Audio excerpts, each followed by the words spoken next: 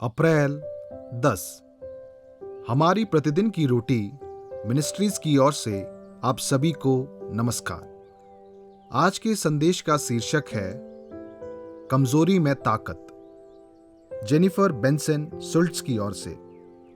आज के पवित्र शास्त्र का भाग न्यायियों अध्याय 7 1 से 9 वचन तक। तब गीदोन, जो यरूबाबल भी कहलाता है, और सब लोग जो उसके संग थे सवेरे उठे और हरोद नामक सोते के पास अपने डेरे खड़े किए।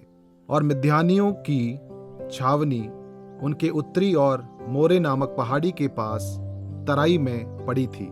तब यहोवा ने गीदोन से कहा, जो लोग तेरे संग हैं वे इतने हैं कि मैं मिद्यानियों को उनके हाथ नहीं कर सकता।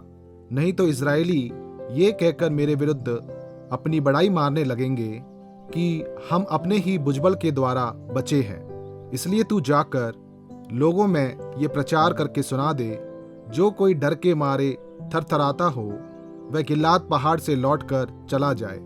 तब 22,000 लोग लौट गए और केवल 10,000 रह गए। फिर यहोवा ने गीदोन से कहा, अब भी लोग अधिक हैं, उन्हें सोते के पास नीचे ले चल, वहां मैं उन्हें तेरे लिए परखूंगा। और जिस जिसके विषय में मैं तुझसे कहूँ यह तेरे संग चले, वह तो तेरे संग चले, और जिस जिसके विषय में मैं तुझसे कहूँ यह तेरे संग ना जाए, वह ना जाए। तब वह उनको सोते के पास नीचे ले गया। वहाँ यहोवा ने गीदोन से कहा, जितने कुत्ते के समान जीभ से पानी चपड़ चपड़ करके पिए उनको अलग रख, और वैसा ही उन्हें भी जो घुटने टेक कर पिए। जिन्होंने मुंह में हाथ लगा चपड़ चपड़ करके पानी पिया उनकी तो गिनती 300 ठहरी, और बाकी सब लोगों ने घुटने टेक कर पानी पिया। तब यहोवा ने गीदोन से कहा, इन 300 चपड़ चपड़ करके पीने वालों के द्वारा मैं तुमको छुड़ाऊंगा और मिद्यानियों को तेरे हाथ में कर दूंगा, और अन्य सब लोग अपने अपने स्थान को लौट जाएं।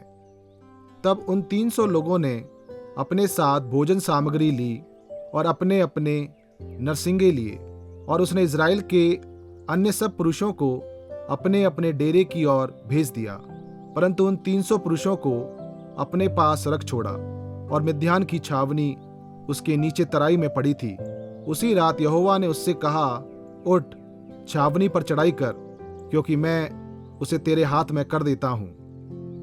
मुख्य वचन न्यायियों अध्याय 7 वचन 2। तब यहोवा ने गीदोन से कहा, जो लोग तेरे संग हैं वे इतने हैं कि मैं मिद्यानियों को उनके हाथ नहीं कर सकता। नहीं तो इस्राएली ये कहकर मेरे विरुद्ध अपनी बड़ाई मारने लगेंगे कि हम अपने ही भुजबल के द्वारा बचे हैं। जब मेरा बेटा लगभग 3 वर्ष का था तो मुझे एक ऑपरेशन की आवश्यकता थी, जिससे ठीक होने में 1 महीने या उससे अधिक की आवश्यकता थी। प्रक्रिया से पहले मैंने कल्पना की कि मैं बिस्तर में हूँ, जबकि सिंक में गंदे बर्तनों का ढेर जमा हो गया है। मुझे समझ नहीं आ रहा था कि मैं एक भागते दौड़ते नन्हे बच्चे की देखभाल कैसे करूँगी, और खुद को भोजन पकाने के लिए चूल्हे के सामने खड़े होने की कल्पना नहीं कर पा रही थी। मुझे डर था कि मेरी कमजोरी का हमारे जीवन शैली पर क्या प्रभाव पड़ेगा। इससे पहले कि गीदोन की सेना मिद्यानियों का सामना करे, परमेश्वर ने जानबूझकर गीदोन की सेना को कमजोर कर दिया। पहले जो डर गए थे उन्हें जाने दिया गया। 22,000 पुरुष अपने घर चले गए।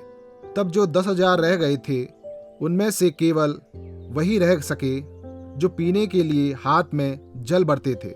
सिर्फ 300 आदमी बचे थे। लेकिन इस नुकसान ने इस्राएलियों को खुद पर भरोसा करने से रोक दिया।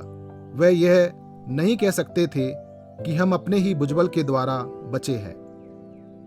हम में से कई ऐसे समय का अनुभव करते हैं जब हम थका हुआ और शक्तिहीन महसूस करते हैं। जब मेरे साथ ऐसा होता है तो मुझे एहसास होता है कि मुझे परमेश्वर की कितनी ज़रूरत है। उसने मुझे भीतरी रूप से अपनी आत्मा के द्वारा और बाहरी रूप से दोस्तों और परिवार की मदद के द्वारा प्रोत्साहित किया। मुझे कुछ समय के लिए स्वयं पर निर्भरता को छोड़ना पड़ा, लेकिन इसने मुझे सिखाया कि कैसे पूरी तरह से परमेश्वर पर निर्भर रहना है, क्योंकि उसकी सामर्थ्य निर्बलता में सिद्ध होती है। हम तब आशा रख सकते हैं जब हम अपनी आवश्यकताओं को अपने दम पर पूरा नहीं कर सकते। जरा सोचें, आपने अपनी निर्बलता में परमेश्वर की सामर्थ्य को कैसे सिद्ध पाया है? आप किसी और की मदद कैसे कर सकते हैं जो कमजोरी का अनुभव कर रहे हैं? आएं, हम प्रार्थना करें। प्रिय परमेश्वर, हर दिन आप पर अधिक से अधिक निर्भर रहने में मेरी मदद करें। आमीन।